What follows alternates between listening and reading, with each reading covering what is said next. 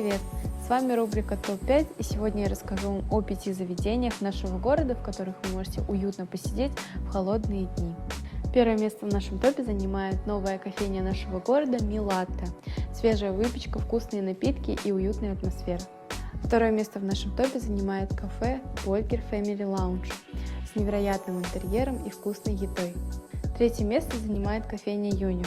Она славится вкусной едой и десертами. Также есть множество мест для фоток с подружками. Четвертое место занимает кофейня Dolls. Красивый интерьер, вкусная еда и приятное обслуживание. Пятое место занимает кофейня Discovery.